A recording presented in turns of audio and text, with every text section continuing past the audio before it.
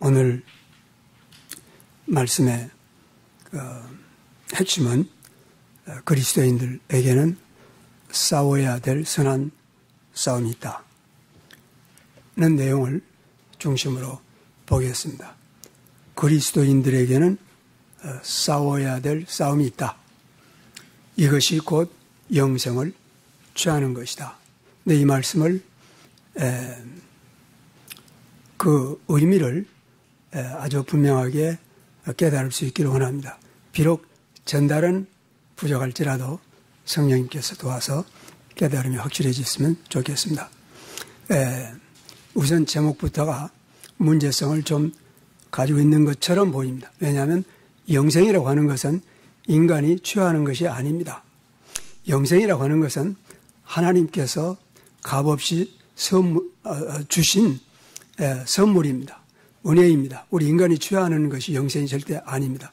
그러면 성경에는 왜 영생을 취하라고 하는 그런 표현을 했느냐?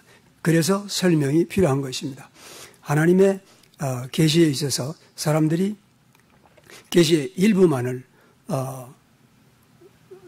집착하거나 혹은 하나님의 말씀의 일부를 제거하거나 하게 되면은 여러분 엄청난 불행을 초래하게 되는 것입니다. 그래서 오늘은 약간 교리의 중요성에 대해서 말씀을 나누도록 하겠습니다. 교리라고 하면은 사람들이 일반적으로 거부감을 갖는 것 같습니다. 아마 그렇게 느낀 지도자들이 있었던 것 같습니다. 그래서 사실은 상당히 오래전부터 교리라는 단어를 쓰기를 꺼려하는 경향이 있어 왔습니다. 그래서 아예 이런 말까지 생겨나게 되었습니다. 교리는 사람을 분리하고 사랑은 하나 되게 한다. 그래서 그 사람들이야말로 하나님보다 훨씬 더 사랑하는 사람들처럼 행세하는 일들이 자연스럽게 진행이 되어 왔던 것입니다. 그러므로 교리에 대한 그 가치와 비중과 이 경외감이 사라지기 시작하면서부터 사실은 신앙이 깨지기 시작한 것입니다. 영생을 붙잡을 수 있는 길을 막아버린 것입니다. 다시 한번 단어가 주는 의미가 어찌되든지 간에 여러분, 바른 교리가 없으면은 절대 바른 신앙생활이 있을 수가 없습니다. 그건 예수님 이 말씀을 증거하기 시작한 2000년 후부터 줄기차게 교회사에서 나타난 현상 중에 하나입니다. 교인의 혹은 교회의 교단의 부패는 예배 없이 먼저 교리의 부패에서 시작이 됩니다. 이것이 확실하기 때문에 아마 사탄은 가장 공격의 대상을 교리에 둔 것 같습니다. 그래서 심지어는 교리란 말까지, 여러분, 교리라는 게 닥트린이고 혹은 티칭이라고 번역할 수 있는데, 바르게 가르치란 말이라든지 이런 말이 성경에 얼마나 많습니까? 그러므로, 우리가 선한 싸움을 싸워야 한다는 거, 지금, 바울이 데모데를 가르치고 데모데를 통해서 온 교회 가르치는 이 내용의 첫 번째 부분은 우리 그리스도인들이 싸워야 될 첫 번째 싸움의 대상은 교리의 수호입니다. 근데 교리의 가치를 알아서 그것을 수호하고 심지어는 목숨을 바쳐서까지 수호해야 될 그런 가치를 가졌다면은 내용을 먼저 알아야 된다는 얘기입니다. 하나님의 말씀, 꼭 교리란 말이 듣기 싫으면은 그거 쓰지 않아도 돼요. 그냥 하나님 말씀이라고 해도 돼요. 성경 말씀이라고 해도 돼요. 그러나 교리라고 하는 것은 마치 조직신학이라는 말과 같이 책에 있는 정리를 의미하기 때문에 교리라는 말을 쓰기가 편리할 수도 있는 것입니다. 그래서 지금 사도 바울이 데모데를 통해서 교회에 주시는 하나님의 교훈은 먼저 하나님의 말씀을 지키는 싸움이 있다는 것입니다. 그냥 싸웠으면 좋겠다, 잘 싸우라 이런 의미가 아니라 반드시 있다는 뜻입니다. 중생한 그리스도인들에게 있어서 여러 가지의 삶의 패턴들이 있습니다. 그리스도인들에게는 세상 사람들과 달리 그 중에 하나가 교리에 대한 싸움입니다. 사탄은 이 교리를 무너뜨리기 위해서 사실은 우선 복음서에 보게 되면 엄청나게 예수님 자신까지 공격한 내용을 우리는 마태복음 4장에서 누가복음 4장에서 볼 수가 있습니다. 그러므로 선한 싸움의 첫 번째 그리고 가장 중요한 핵심적인 싸움은 성경 말씀을 수호하는, 지키는, 복종하고 순종하는, 그리고 전수하는 격렬한 싸움이 우리에게, 중생한 모든 그리스도인들에게 있다는 것을 확인해야 됩니다. 만약에 우리가 지금까지는 그런 것을 몰랐거나 아니면 교리의 수호를 위해서 바른 교리를 알고 그 수호를 위해서 선택을 결정을 하고 혹은 분리하고 혹은 순종하고 하는 일이 그렇게 뚜렷하게 없었다면 우리는 오늘부터라도 우리가 싸워야 될 그러한 싸움은 하나님의 말씀이 핵심이라는 것을 확인해야 됩니다. 대부분 사람들은 사실은 막연하게 나는 하나님의 말씀을 벗어난 적이 없다, 이렇게 막연하게 생각할 수가 있는데 과연 그런가요? 오늘 말씀을 통해서 살펴보도록 할 것입니다.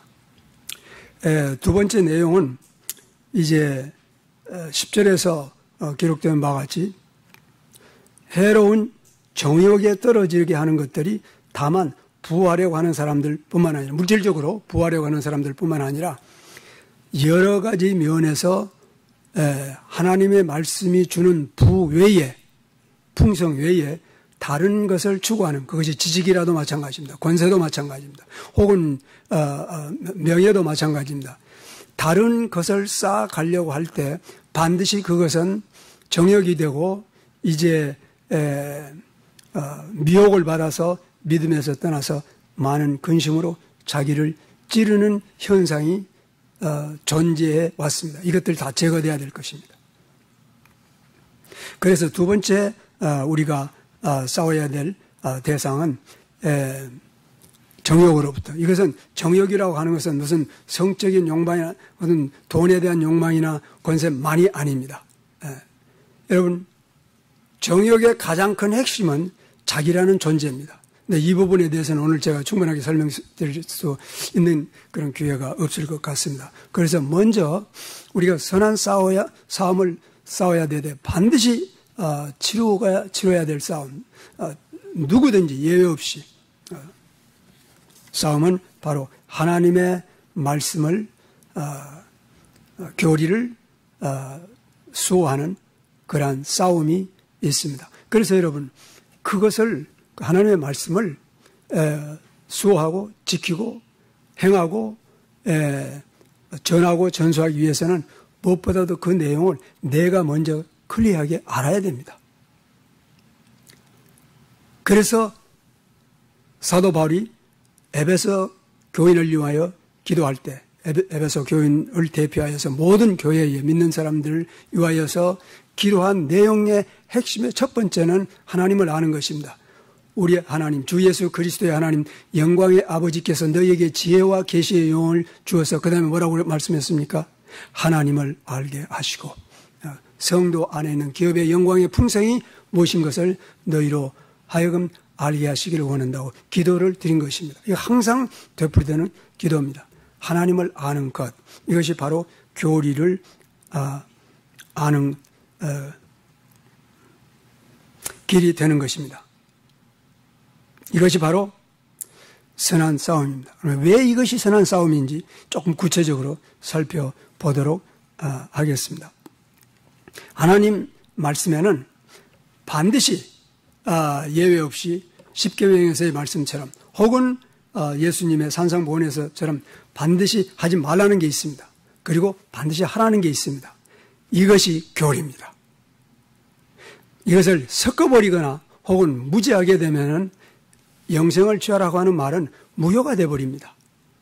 그래서 선한 싸움을 싸운다는 것과 영생을 취한다는 것은 같은 의미를 가지고 있는 것입니다. 다시 한번 되풀이하면은 영생은 취하는 것이 아닙니다. 그것은 믿음으로 받는 하나님의 은혜의 선물입니다. 다시 말하면 선물이라고 하는 것은 돈 차지하는 게 아닙니다.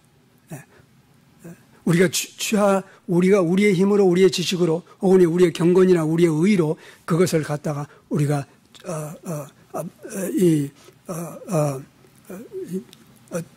취하는, 획득하는 그러한 게 아닙니다. 그럼에도 불구하고 예수님께서는 왜 바울은 그 영생을 취하라고 했으며 예수님께서는 하나님의 나라는 진노를 당하느니 진노하는 자가 빼앗을 것이라고 왜 그런 표현을 했습니까? 그렇기 때문에 여러분 교리를 알아야 됩니다. 설명할 수 있어야 된단 말입니다. 여러분 우리가 무슨 우주 만물에 대해서나 과학에 대해서나 물리학에 대해서나 생물학에 대해서나 심지어는 언어학이나 문학에 대해서 몰라도 좋습니다. 그래서 천국 갈 수 있습니다. 그렇지만은 하나님의 말씀을 모르고 천국 갈 수 있는 길은 없습니다. 많은 사람들이 무식한 사람은 그러면 어떻게?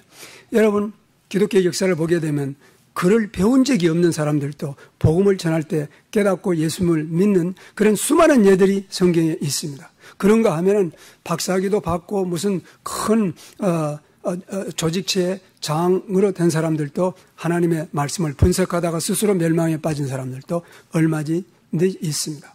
오늘 여러분 우리가 싸워야 될 싸움이 얼마나 영적이며 얼마나 필요하며 강력하며 우리에게 주신 명령 중에서 중요한 것을 깨달아야 됩니다. 분별을 할 수 있어야 됩니다.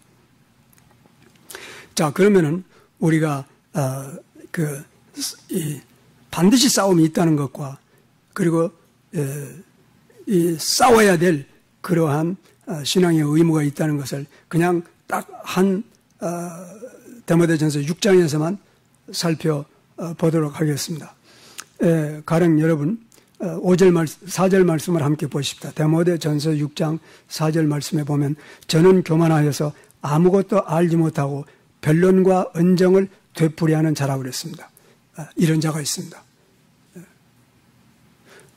여러분 이 사람들은 지금 하나님의 교리를 깨는 자들입니다.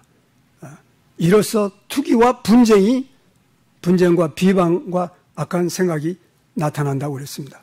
이들은 부패한 자들과 진리를 잃어버려서 경건을 이익의 도구로 삼는 자들이라고 했습니다. 그 다음에 결과를 뭐라고 그랬습니까? 5절 마지막에 이러한 자들에게서는 떠나라고 얘기한 것입니다. 이 분리입니다. 그런데 여러분 분리라고 하는 것은 언제든지 싸움을 초래한다고 볼 수 있습니다.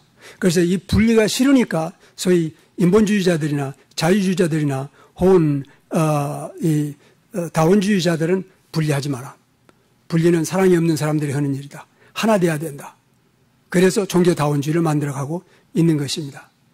망령된 자들입니다. 그러나 그들이 더 추앙을 받는 그런 시대에 우리가 살고 있는 것입니다. 왜 그렇습니까? 마땅히 눈을 떼야 될 사람들이 소경으로 있기 때문인 것입니다. 우리는 소경으로 있으면은 여러분 싸울 수가 없습니다. 영적으로. 그 다음에 9절 말씀을 보면은 이제 부활에 하는 자들은 시험과 올무와 여러 가지 어리석고 해로운 정욕에 떨어지라니 사람으로 멸망과 파멸과 멸망에 빠지게 하는 것입니다. 그리스도인이란 사망과 멸망에서 해방된 사람들 아닙니까? 그렇다면 이 사람들은 부활에 관한 사람들도 아니고 시험과 올무에 빠지고 있는 사람도 아니고 어리석고 해로운 정욕에 떨어진 사람들이 아니라는 것입니다. 근데 이런 유혹이 있을 때 어떻게 해야 됩니까? 그러면은 우리들 안에 세상에 대한 정욕이 되었더니 간에 혹은 꼭 물질적인 것만 아니라 어떤 정신적인 욕망에 사로잡히게 될 때 사로잡으려고 하는 세력이 올 때 어떻게 합니까? 그리스도인들은 중생한 사람들 스스로 자기를 손을 내밀어서 그들의 쇠사슬에 내 손을 맡기지 않는 사람들입니다. 그 얘기는 곧 싸움이 있다는 것입니다. 어떠한 종류의 정욕이든지 나를 체포하려고 올 때 나는 반항합니다. 나는 거역하고 나는 진리를 붙들다가 차라리 목숨을 잃을지라도 신앙을 지키는 그런 사람들입니다. 이런 사람들을 뭐라고 불러야 됩니까? 선한 싸움을 싸우는 사람들입니다. 그래서 사도 바울이 되풀이해서 데모데야 선한 싸움을 싸우라고 얘기하고 있는 것입니다. 만약에 이것을 거부한 사람들은 받는 대가가 평이합니다. 10절에 보면 많은 근심으로 자기를 찔렀다. 그리스도인들이란 비록 찔림을 받아도 상처를 받아도 넘어져도 일어나는 그런 사람들. 상처를 받아도 그 상처로 죽어버린 사람들이 아닙니다. 왜냐하면 그 사람들은 옛사람이 죽어버렸기 때문에 다시 죽을 목숨이 없습니다. 이렇게 여러분 우리들의 신분을 확인해야 됩니다. 매일 자기의 신분을 확인하는 것이 영적 싸움입니다. 그러므로 그리스도인에게는 항상 11절 말씀에 보면은 오 하나님의 사람아 이것들을 피하고 그랬습니다. 반드시 피해야 될 사상이 있고 피해야 될 혈육이 있고 세상 가치관이 있고 취하여야 될 그러한 가치관이 쫓아야 될 가치관이 따로 있습니다. 여러분 이게 섞인 채 살 수 있는 것은 그리스도인들의 성서적 신앙의 삶이 절대 아닙니다. 그것이 바로 사도 바울이 고린도전서에서 기록한 내용과 같은 것입니다. 어떻게 그리스도가 벨리알과 하나가 되겠냐? 진리와 비진리가 어떻게 하나가 되겠냐? 의와 불의가 어떻게 조화하겠느냐? 하나님의 성전과 우상이 어떻게 일치하겠느냐? 안 된다는 얘기인 것입니다. 그러므로 너희들은 나와서 따로 있고라고 얘기하는 것입니다. 여러분 이것은 말이 쉽고 설교하기 쉬울는지 모르지만 실제 우리의 삶 가운데서 직면하게 될 때는 보통 싸움으로 되는 게 아닌 것입니다. 우리들이 다만 싸우지 않을 뿐이지 왜 싸우지 않은 채 사는 삶을 신앙의 삶이라고 하는지 성경은 그렇게 얘기하고 있지 않지 않습니까? 피하라. 이것들을 피하라. 그리고 영성을 붙잡으라. 의와 경건과 믿음과 사랑과 인내는 쫓으라. 그리고 이러한 것들은 피하라. 믿음의 선한 싸움을 싸우고 영원한 생명을 붙잡으라. 이것은 여러분 우리가 영원한 생명을 붙잡아가지고 구원받는다는 의미는 절대 아닙니다. 하나님께서 영원한 생명을 주었기 때문에 그것을 죽을 때까지 붙잡고 놓치지 말라는 것입니다. 그런데 빼앗아 가려고 하는 엄청난 세력이 있습니다. 그것이 싸움입니다. 그러나 참으로 중생한 자들은 절대 빼앗기지 않습니다. 왜냐하면 하나님께서 빼앗아가지 않겠다고 약속을 했습니다. 내 아버지는 마녀보다 더 크시니 그로부터 아무도 빼앗을 자가 없다. 예수님께서 그렇게 얘기한 것입니다. 로마서 8장에서는 환난이나 기근이나 핍박이나 적신이나 어떠한 것도 하나님의 사랑에서 우리를 떼어내야 갈 자가 없다고 약속하고 있는 것입니다. 그런데 하나님께서 이 영생은 하나님은 은혜로 주셨지만은 이 영생을 붙잡는 지름 이것을 갖다 성화라고 합니다. 성화는 우리의 몫입니다.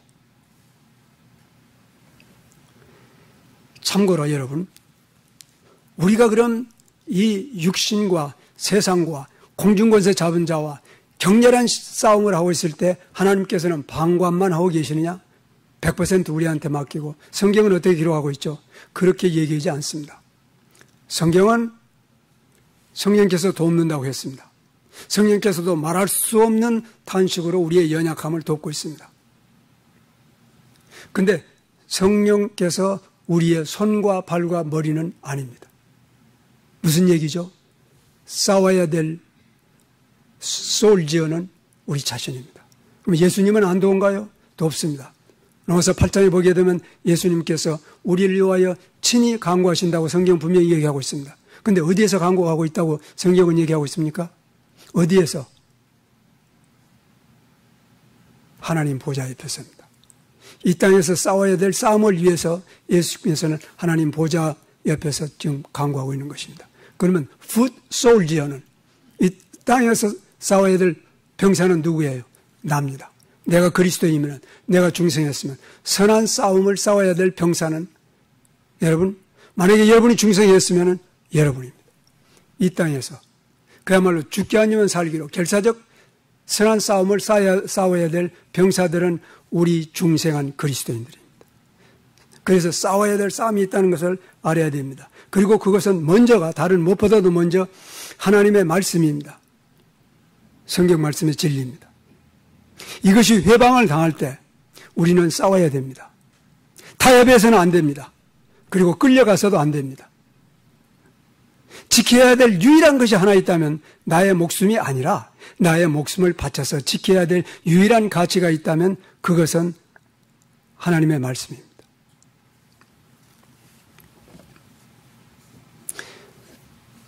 17절 말씀을 보게 되면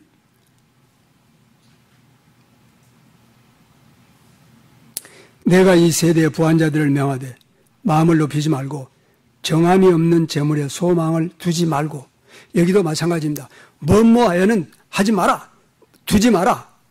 그리고 뭐뭐에 소망을 두라. 어디에 소망을 두라고 그랬죠? 오직 우리에게 모든 것을 후히 주사 누리게 하시는 살아계신 하나님께 두라. 여러분, 이게 말이 쉽고 읽기가 쉽지 실제로 행한다는 것은 대단히 쉬운 일이 아닙니다. 우리는 우선 눈에 보이면, 우선 귀에 들리면 눈에 보이는 것을 처리하고 귀에 들리는 것을 처리하는 그러한 부패의 근성이 우리 안에 여전히 있습니다. 이것을 극복한다는 것은 사력을 다해야만 겨우 이겨낼 수 있는 그런 싸움입니다. 그럼에도 불구하고 우리가 하지 않는 일은 여러 가지 이유가 있을 수 있습니다. 첫 번째는 중생하지 않았기 때문입니다. 두 번째는 무식하기 때문에 그럽니다. 세 번째는 항복해버렸기 때문에 그럴 수도 있습니다. 그렇게 하면 안 됩니다. 그래서 19절에서는 영성을 취하라고 한 것입니다. 영성을 취하는 삶은 12절과 19절에서는 영성을 취하는 삶은 이렇다고 지금 얘기하고 있는 것입니다. 20절에 보면은 오 데모데야, 내게 부탁한 것을 지키고 그 다음에 망령되고 호황한 말과 지식이라 잘못 불리우는 변론은 피하라. 여러분, 이제 이 6장에 기록된 내용만 봐도 사도 바울은 매 구절마다 지키라, 조치라, 피하라, 버리라, 이런 내용들입니다. 여러분, 우리가 이런 것을 그대로 살지 않았기 때문에 편할 뿐입니다. 그러나 이 말씀대로 살려면은, 하나님의 자녀답게 살려면은 끊임없는 싸움입니다. 이 싸움을 성경은 선한 싸움이라고 하는 것입니다. 그리고 하나님의 말씀은 선한 싸움을 싸우라고 거듭 요구하고 있습니다. 거듭 격려하고 있습니다. 깨우쳐주고 있습니다.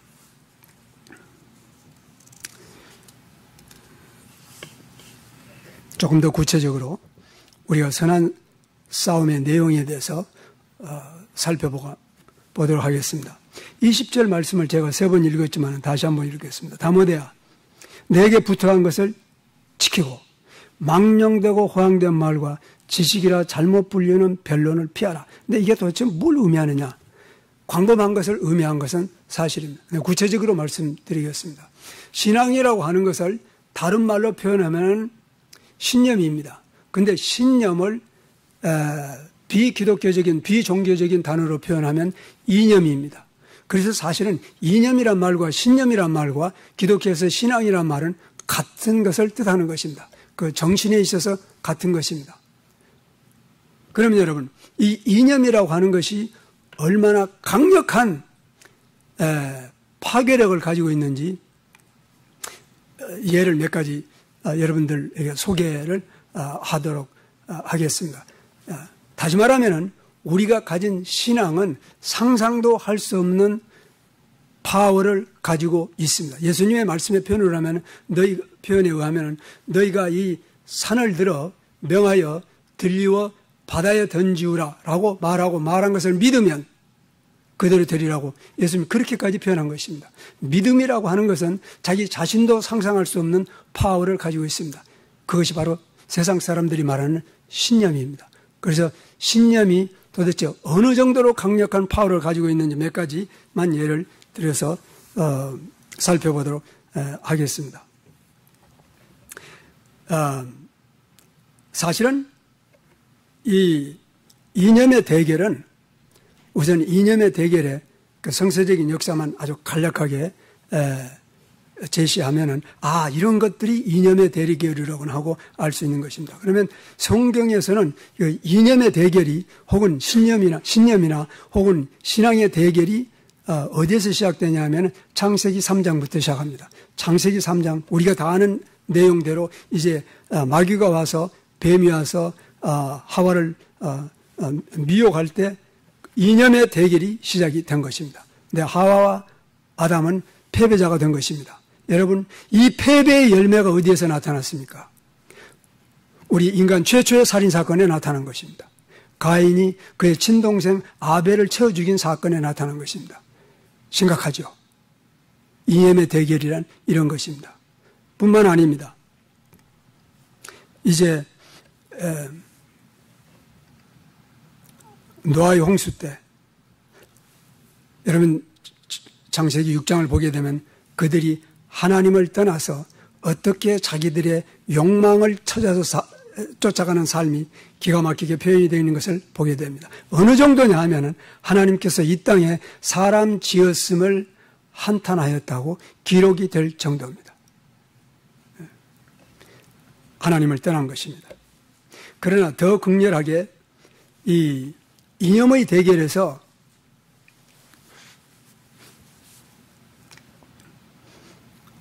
패배한 역사적인 사건은 하나님께서 선택하여서 애굽의 종살이에서 해방하여 인류 역사의 구속이 무엇인가를 보여주는 그 예표의 대상이 되었던 이스라엘 백성이 하나님으로부터 음성을 듣고 친히 들었습니다. 그들은. 너무 무서워가지고 모세에게 부탁하기를 모세 올라가서 당신이 하나님 말씀을 듣고 와서 우리에게 얘기해 주시오. 어떻게 우리가 죽기를 원합니까? 그렇게까지 얘기한 것입니다. 그리고 그 시내산에 불 붙는 빛을 보고 그리고 십계명을 받았습니다. 그럼에도 불구하고 이런 광경을 보고도 그들은 타락한 것입니다. 그리고 그들은 비싼 대가를 지불한 것입니다. 나라가 멸망해버린 것입니다. 이게 이념의 대결입니다. 여러분 심각한 문제들입니다. 자, 그건 인류 역사상 되풀이되고 있는 것들입니다. 그러나 지금 6,000년이 됐건 혹은 7,000년이 됐건 긴 역사를 다 돌아보지 않고 제가 가장 가까운 우리 세대라고 볼 수 있는 20세기에 벌어진 사건들만 몇 가지 말씀을 드리겠습니다. 엄청난 이념의 대결입니다. 여러분. 첫 번째는 1917년에서 1925년 사이에 러시아에서 발생한 볼셰비키 혁명입니다. 이 기간 동안에 이 볼셰비키 혁명을 일으켰던 공산주의자들은 약 5천만 명을 여러분 5천만 명입니다. 5천 명이 아니라 500만이 아닙니다. 5천만 명의 생명을 파괴해버린 것입니다.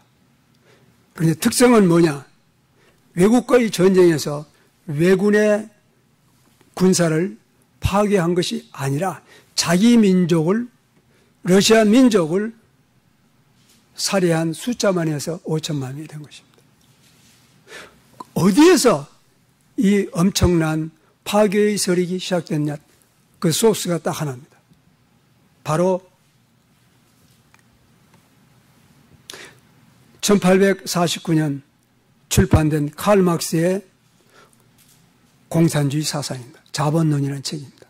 조그만 책자 하나입니다. 사상이란 이처럼 엄청난 파괴적 파워를 가지고 있습니다. 두 번째, 1925년에서 1945년까지 독일의 나치즘이라고 부르는 이념이 있었습니다. 그 결과로 전 세계가 2차 대전이라고 부르는 전쟁에 빠지고 말았고, 이 2차 대전의 열매로 이제는 8천만 명이 목숨을 잃었습니다. 전투 현장에서 전사한 군인들뿐만 아니라 폭격에 의해서 혹은 가스실에서 혹은 기근으로 온역으로 죽은 민간인들과 어린아이들 8천만 명입니다. 여러분, 이념이란 이처럼 엄청나게 파괴를 가지고 있습니다. 이념의 힘이라는 걸 알아야 됩니다. 그래서 여러분, 지금 이념이 다른 말로 하면 신념도 되고 또 신앙입니다. 여러분, 바른 신앙이 얼마나 중요하다는 걸, 만약에 그 바른 신앙을 놓치게 되면은 대안은 이런 엄청난 파괴밖에 없습니다. 두 번째, 아직도. 그러면은 그야말로 이 짧은 7년이라는 세월 동안에 그처럼 많은 사람들의 생명을 앗아간 그 작은 불씨는 어디에가 있었느냐? 1925년 히틀러가 감옥소에서 쓴 나의 투쟁이라는 책 한 권입니다.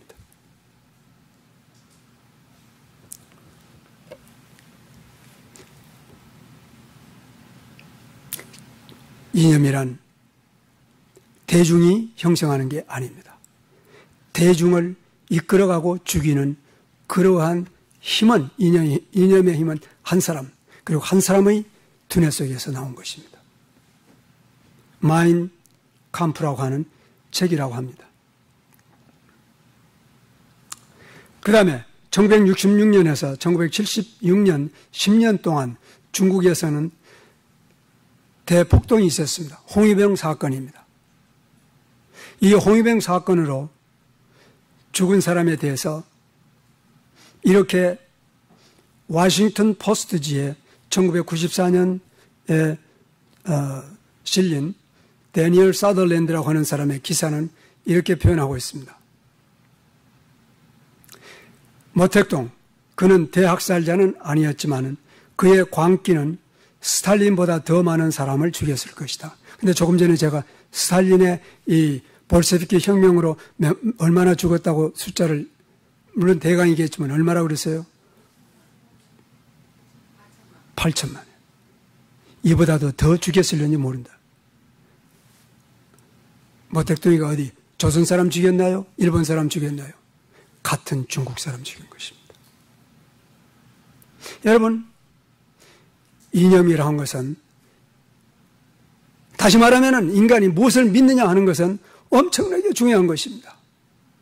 만약에 우리가 예수 그리스도를 믿는다면 예수 그리스도를 믿는 그 믿음 안에는 사람을 이처럼 많이 죽이는 힘과 같은 동일한 힘이 우리한테 있다는 것입니다.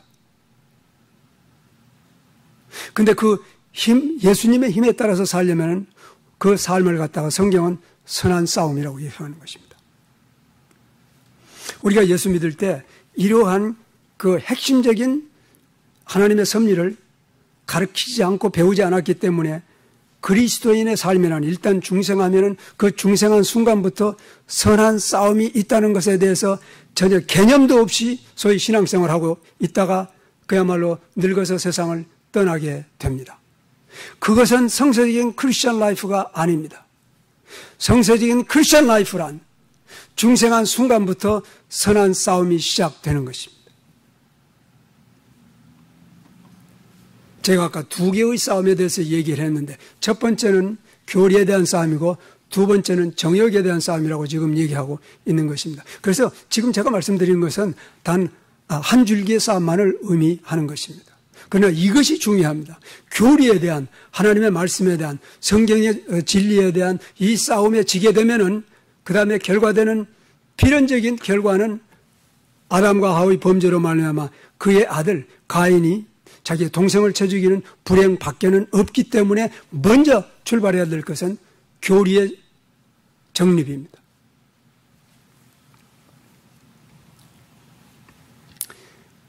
네 번째로 제가 이 이념의 중요성에 대해서 말씀을 드리겠습니다. 현재 아마 2001년부터 9.11 테러 사건이 이후 전 세계는 지금까지도 각 지역에 발생하고 있는 무슬림들의 테러 사건 때문에 사실은 몸부림을 하고 있습니다. 그런데 소위 전문적인 학자라고 하는 사람들과 그리고 각국의 지도자들은 무슬림 극단 분자들의 테러 사건이라고 하지 이것이 무슬림주의, 이슬라미즘 혹은 이슬람 이념이라는 단어를 절대 안 씁니다. 이 얘기를 여러분들이 이해하도록 진행하려면 시간이 걸리니까 그냥 중간만 얘기합니다. 여러분, 테러 분자들을 테러라고만 하고 있는 한은 이 테러는 예수님 오실 때까지 끝나지 않습니다. 여러분, 이것이 이념입니다. 그러면 이슬라미즘, 이슬람 이념이라는 것을 여러분 왜 모르냐? 절대 모르는 건 아닙니다. 다만 알고 있는데도 감추고 있기 때문에 그런 것입니다. 이게 지금 답답한 일입니다. 그리스도인들에게는 이 무식이 너무 이 virtue가 됐기 때문에 미덕이 됐기 때문에 자세히 알면은 저거 귀찮아, 저거 뭐 이렇게 지금 따돌림을 받는 시대가 되어 버린 것입니다. 그런데 다행히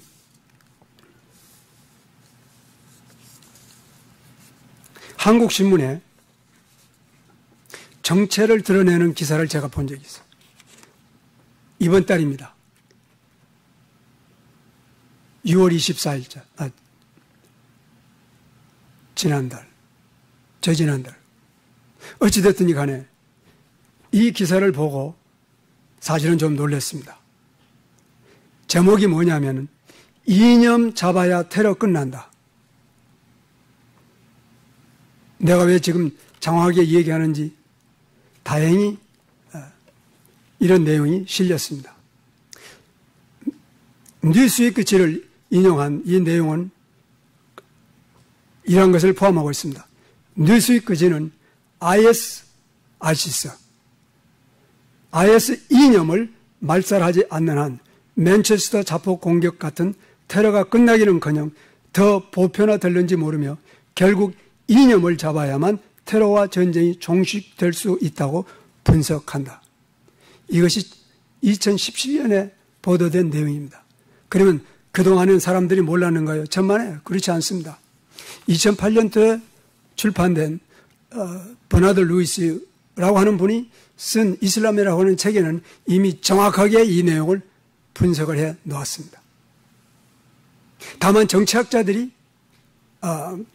일부 정치학자들, 다만 정치가들이 알고도 눈을 피한 것입니다. 그 다음에 두 번째는 무식하니까 피한 것입니다. 그리고 그는 버나드 루이스는 정확하게 세 개의 이념을 지적하고 있습니다. 그리고 그것이 첫 번째는 1917년도에 발생한 소련의 볼셰비크, 소련이 아니고 러시아의 볼셰비크 혁명이라고 얘기하고 있습니다. 이것이 이념이라고 그랬습니다. 그리고 두 번째는 1939년에 2차 대전으로 폭발한 나치즘의 이념이라고 했습니다. 그리고 세 번째 이념은 바로 이슬람주의라고 지적한 것이 한 바가 있는 것입니다. 지금 제가 왜 세속에 일어나는 일들을 이렇게 장황하게 강조하느냐 하면 우리의 신앙이라는 것도 우리의 믿음이라는 것도 여러분 세속 사람들이 말하는 이념과 똑같은 것입니다. 그래서 바른 이념을 갖지 않게 되면 반드시 파괴에 이르는 것입니다. 그것이 바로 6장 9절에 있는 말씀처럼 이러이러한 사람들은 부하려고 하는 사람들은 시험과 올무와 여러 가지 어리석고 해로운 정욕에 떨어지나니 곧 사람으로 파멸과 멸망에 빠지게 하는 것이라고 하는 바로 이러한 내용들입니다. 이 신앙이 성서적인 신앙이 잘못 나갈 때 혹은 깨닫지 못했을 때 혹은 오도되었을 때 결과되는 그 초월에는 파괴입니다. 그런데 문제는 여기 있습니다. 이 육신이 파괴되는 것은 육신이 죽는 것은 그냥 육신이 죽으면 끝나는 것입니다. 왜냐하면 인생이라고 하는 것은 사람의 생명이라고 하는 것은 우리 몸의 이 육체 덩어리는 아닙니다. 살리는 것은 영이니 육은 무익하니라. 그래서 사람의 생명이 육체에 있는 건 아닙니다. 영에 있습니다. 살리는 것은 영이니 육은 무익하니라. 근데 그 다음에 뭐라고 말씀했죠? 내가 너에게 이르는 말이 영이요 생명이라. 어디에 있어요? 예수님의 말씀에 있습니다. 생명. 근데 예수님의 말씀을 어찌하든지 간에 전력을 다해서 파괴하고 가리고 거부되고 배척되도록 강력한 어둠의 역사가 역사해 온 것입니다.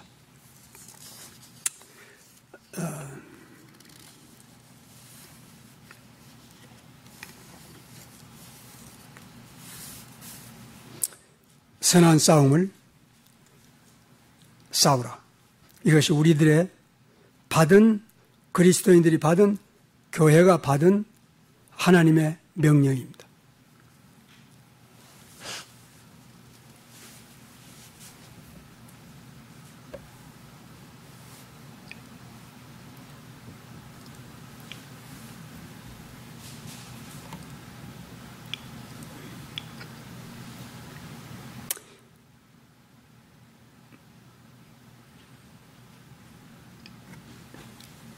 인간의 상태에 대해서 살펴보겠습니다. 여러분 다 같이 에베소 2장을 펴보시기 바랍니다.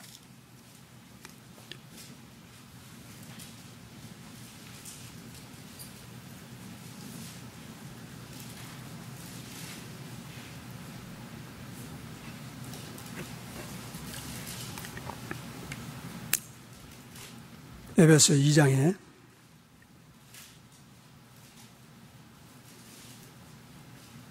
지금 이 싸움이 얼마나 격렬한 것인지 한번 실제로 보도록 하겠습니다. 다 같이 에베소서 2장 1절을 봉독해 보십시다. 시작.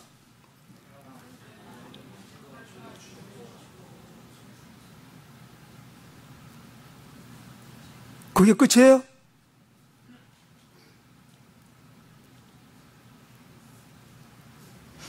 여러분 중에서 개역 성경을 가지고 있는 분이 있으면은 2장 1절을 혹은 셀폰에서 예배 때 셀폰을 절대 켜놓으면 안 되겠습니다만은 이제 책이 없으니까 가지고 있는 분은 한번 읽어 보시기 바랍니다. 에베소 2장 1절 개역 성경 번역입니다. 전수성경 번역이 아니고. 찾으셨어요? 전 집사님.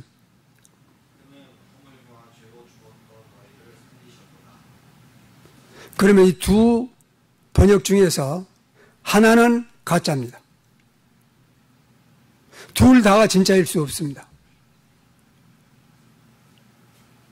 나는 어느 것이 진짜라는 걸 여러분들에게 이해할 것입니다. 그리고 이것이 얼마나 심각한 문제라는 것을 여러분들이 이제 처음인 사람도 있고, 아, 내가 생각한 대로 과연 심각한 문제로구나 하는 것을 깨달을 사람도 있으리라고 생각합니다.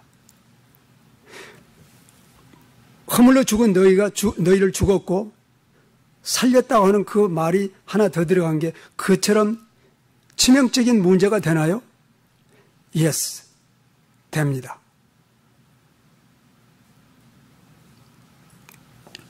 여러분, 살렸다고 하는 말은 5절에서 처음 나옵니다. 자, 5절 다 읽어보세요.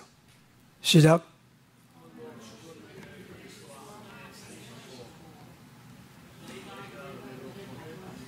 여러분, 허물로 죽은 우리를 살린 것은 5절에서 처음 나온 거예요.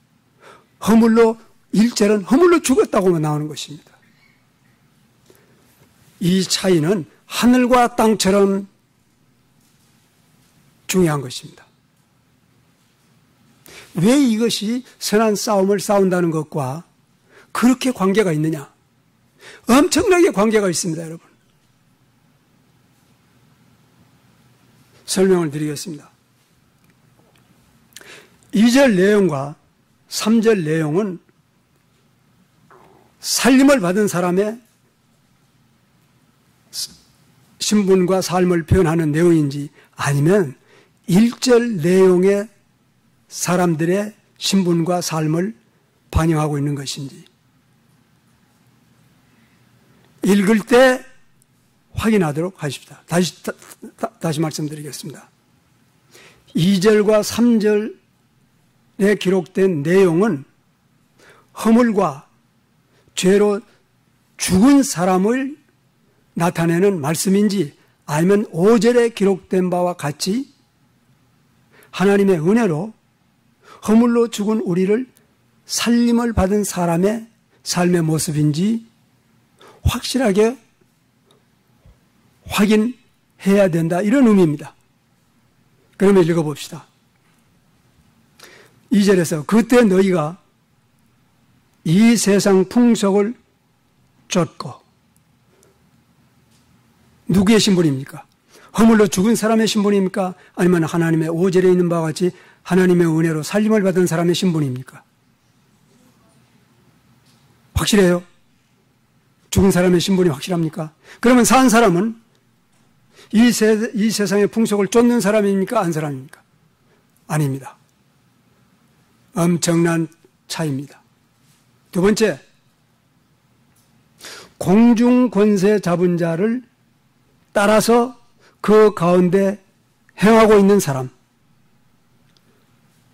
1절에 적용되는 사람입니까? 5절에 적용되는 사람입니까? 죄와 허물로 죽은 사람들입니다.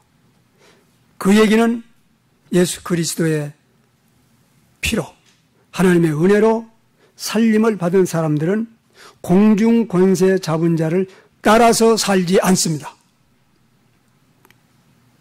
그러면 공중 권세 잡은 자를 따라서 사는 삶을 뭐라고 표현했냐면은 곧 지금 불순종의 아들 가운데서 역사하는 영이라고 얘기하고 있는 것입니다. 그러면은 죄와 허물로 죽은 사람들은 지금 어떤 영을 따르고 있어요? 공중 권세 잡은 자의 영을, 다시 말하면 불순종의 영을 따르고 있습니다. 그렇다면 5절에서 하나님의 은혜로 살림을 받은 사람들은 불순종의 영을 따라서 사는 거예요, 안 사는 거예요? 그럼 정직해 봅시다. 여러분들, 우리 예수 믿은 이후에, 중생한 이후에 불순종 없이 100% 성령의 인도하심만 따라서 살아왔는가요? 그런 것 같지는 않습니다. 그러면 두 개의 사이에 그 갈등을 뭐라고 보면 좋겠습니까? 선한 싸움입니다. 선한 싸움이 있습니다, 여러분. 만약에 선한 싸움이 없다면은 이 사람은 I'm sorry, 죽은 사람입니다. 왜냐하면 죽은 사람을 병사로 쓴 장군은 아무도 없습니다. 죽었습니다. 죽은 사람은 전투가 없습니다. 산 사람만이, 살아있는 중생한 사람만이 선한 싸움을 싸우는 것입니다. 우리 안에 있는 불순종의 영과 엄청나게 싸웁니다. 그러나 불순종의 종으로서는 살 수가 없습니다. 왜냐하면 거기에서 해방이 되었기 때문에. 오늘 여러분, 이건 대단히 중요한 것입니다. 나를 포함해서 사실은 모든 사람들이 다 불순종의 영을 가지고 있습니다. 근데 우리는 싸워서 종이 되지 않도록 엄청난 선한 싸움을 싸우고 있습니다. 여전히 불순종의 어떤 종류 됐든 상관없습니다. 뭐 부모를 공경하지 않는 것이 됐건 성경 말씀을 하는 것이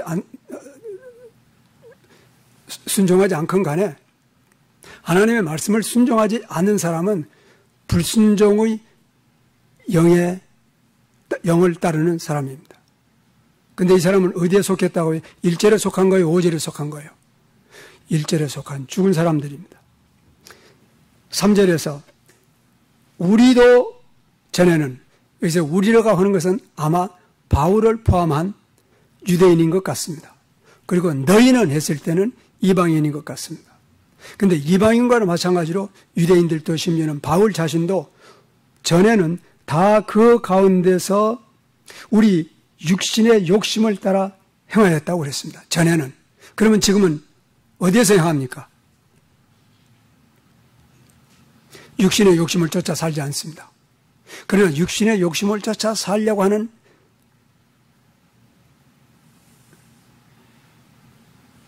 도전이 있습니까? 없습니까?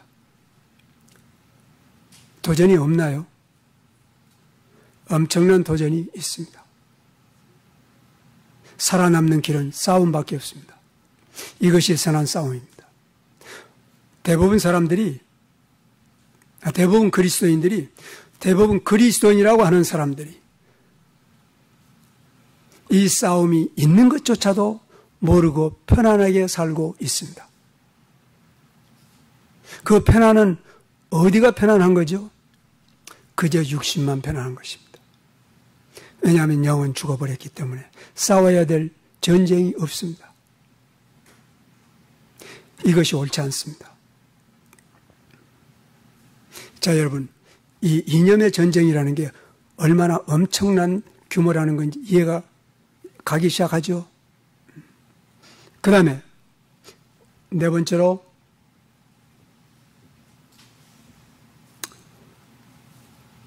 육신의 욕심을 따라 육신과 마음에 원하는 대로 하여 다른 사람들처럼 본질상 진노의 자녀였다고 그랬습니다. 절대 이 말은 그리스도인들에게 적용되지 않습니다. 그리스도인들은 하나님의 진노로부터 해방된 사람입니다. 그런데 이 하나님의 진노로부터 해방한 구속 역사가 그리스도의 십자가입니다. 교리 알아야 되겠어요? 몰라도 괜찮아요. 그런 것은 목사나 알고 신학자나 알고 나는 몰라도 예수 믿는 겁니까? 그렇지는 않습니다. 교리 알아야 됩니다. 하나님의 말씀 알아야 됩니다. 나를 죄와 사망에서 건지고 살리고 하나님의 진노에서 구출한 하나님의 구속의 그 역사는 그리스도의 십자가입니다. 그렇다면 그리스도께서 나를 위해서 인류를 위해서 십자가에서 하신 일은 뭡니까? 그냥 피 흘려서 나 죄 씻었어요. 틀린 거 아닙니다. 그런 얘기는 국민학교 5학년도 선데이스쿨 1년 다니면 할 줄 압니다. 그렇다고 해서 그 애가 구원받은 것은 아닐 수도 있습니다. 그리스도의 피가 나 죄 씻었다는데 뭐 틀립니까? 어떻게 씻었느냐? 그리스도의 피의 십자가의 피가 나를 어떻게 씻었느냐? 자, 죄를 씻었느냐? 하나님의 진노에서 해방했느냐? 그리스도의 제사입니다. 그리스도의 십자가에서 피 흘려 죽으신 한 번의 제사가 두 개의 일을 이룬 것입니다. 하나는 번제의 일을 이뤘고 번제로 드려졌고 하나는 화목제로 드려진 것입니다. 그리스도의 한 번의 죽음이 어떤 차이가 있죠? 첫 번째 번제로 말미암아 우리의 죄 문제 해결, 하나님의 진노의 문제가 해결된 것입니다.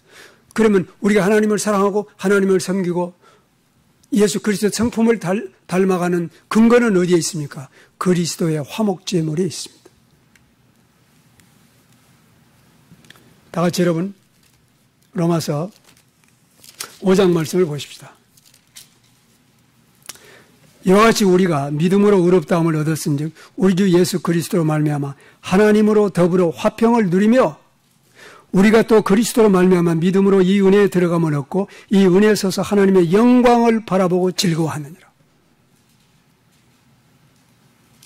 예수 그리스도의 화목제물로 나를 하나님과 화목하게 한 일이 없다면 나는 즐거움은커녕 하나님을 향한 분노와 하나님은 나를 향한 분노 속에서 우리는 대결하는 삶밖에 없습니다. 그뿐 아니라 우리가 환난 중에서 또한 즐거워하나니 이는 환난은 인내를 이루고 인내는 단련을 소망을 이루는 줄 압니다. 이 소망이 부끄럽게 되지 아니하면 하나님의 사랑이 우리에게 주신 성령으로 말미암아 우리의 심령에 부은 바 됨이라.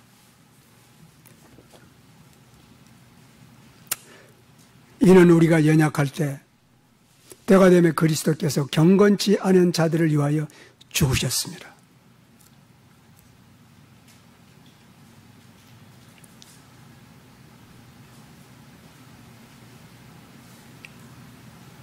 우리의 신분이 확인이 돼야 됩니다. 그 신분은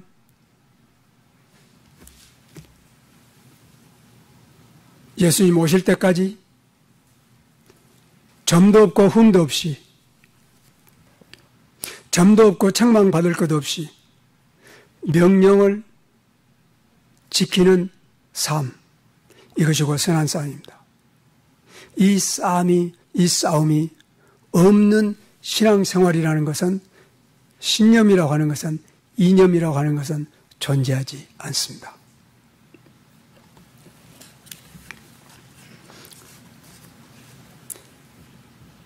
에베소 2장 말씀을 다시 언급하겠습니다. 에베소 2장의 1절에서 죄와 허물로 죽었다로 끝났는데 왜 거기에다가 살렸다고 하는 원문 성경에 없는 말을 집어넣느냐 하는 것입니다. 그것도 가장 경건한 사람들로 취급을 받는 킹제임스 성경을 번역한 사람들에 의해서 그 말이 들어간 것입니다. 무슨 얘기입니까? 처음 기록자보다도 내가 더 잘 안다는 뜻입니다. 우리는 오늘날 이처럼 하나님의 계시를 받은 사람보다 내가 더 하나님의 뜻을 분명하게 안다고 주장하는 수많은 사람들이 있습니다. 이러한 사람들의 집단과 운동을 가끔 제가 얘기합니다. 그런데 오늘도 다시 한번 얘기해야 됩니다. 그 내용은 여러분들이 모릅니다. 그러나 바라기는 이제 여러분들도 각종 매개체를 통해서 지금 제가 언급하고 있는 이 교만한 사람들, 이 불순종의 영 가운데 역사하는 사람들, 이 높은 학문을 가진 사람들, 그리고 그들이 수많은 영혼을 마치 이념자들처럼, 모태똥처럼, 스탈린처럼, 혹은 히틀러처럼 이념의 전쟁에서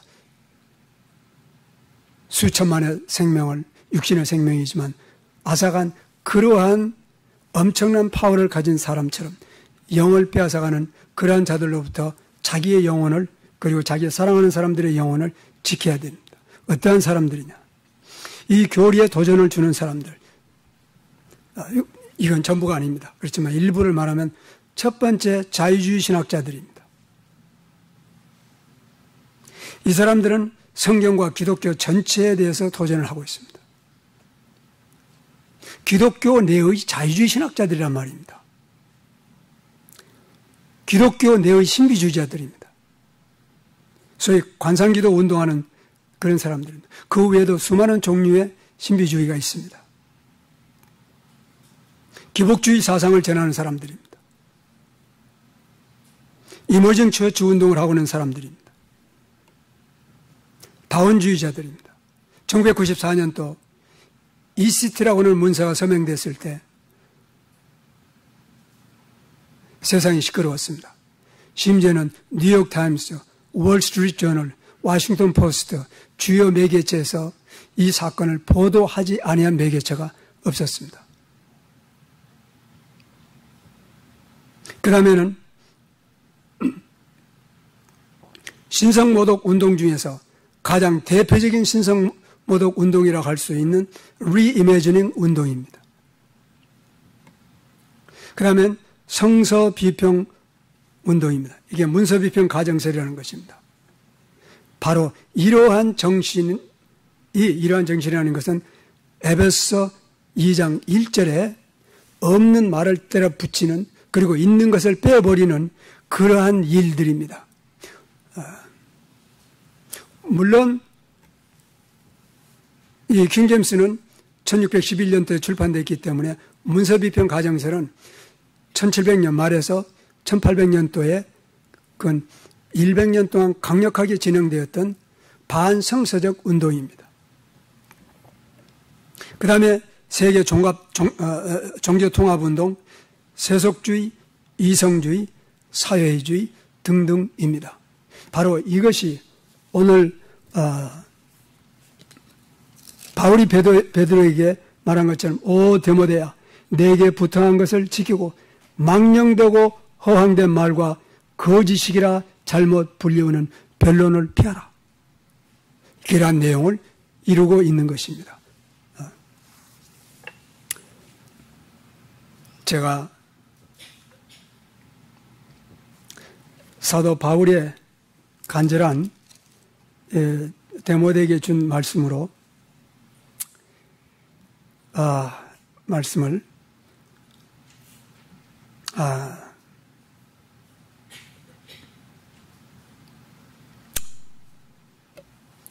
믿음의 선한 싸움을 싸우고 영원한 생명을 붙잡으라.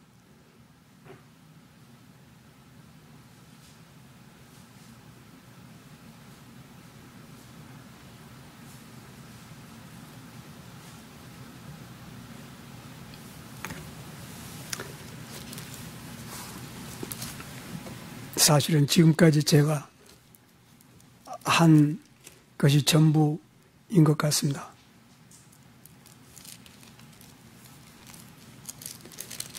그러나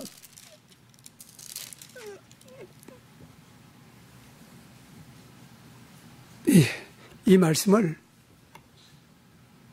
나하고 무슨 상관이 있냐 한 것처럼 나는 이제 예수를 믿고 구원의 확신을 가지고 나는 확실한 신앙생활을 살고 있다고 자신하는 사람들 있을 수 있습니다.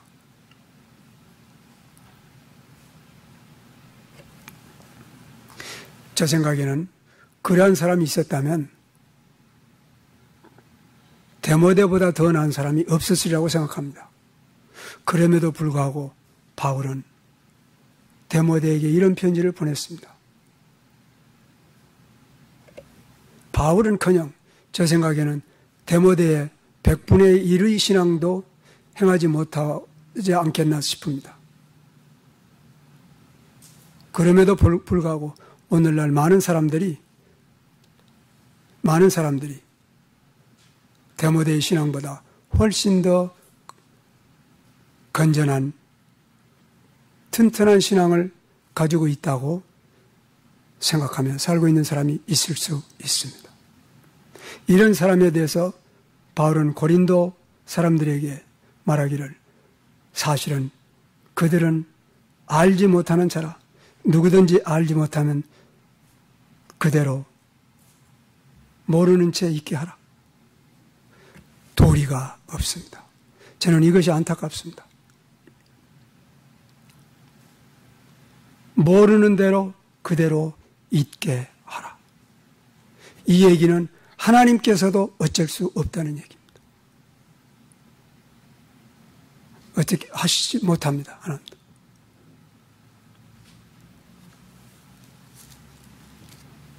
가슴 아픕니다.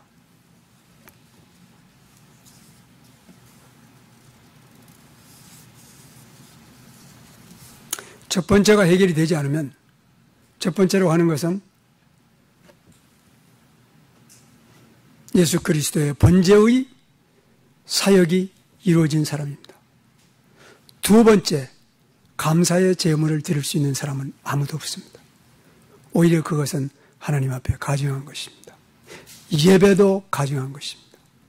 그런 사람은 사실은 하나님께 드린다고 하는 예배에 참석함으로 말미암아 자기를 속이는 일들을 계속해서는 안 됩니다. 여러분, 이거 심각한 겁니다. 심각합니다. 선한 싸움을 싸우라. 영생을 취하라. 이거보다도 우리에게 있어서 더 귀한 것이 있는지. 여러분, 내 생각이 아니라 성경은 없다고 선언하고 있습니다. 내가 1,000원을 얻고도 너의 목숨을 잃으면 무엇이 유익하겠느냐? 없습니다. 없습니다.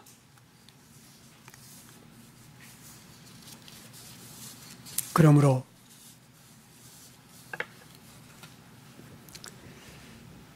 지금까지 우리가 선한 싸움을 어떻게 싸워왔는지 집에 가서 생각해 보도록 합시다. 아무도 싸움을 싸우지 않고도 이길 수 있는 사람은 없습니다. 지난 동안 많은 싸움에서 이기는 기회가 한두 번밖에 없었고 계속 패배자가 되었다 할지라도 만약에 여러분이 선한 싸움을 싸운 적이 있었다면, 지금도 있다면 하나님께 감사해야 할 모든 이유가 있습니다. 성서적인 싸움으로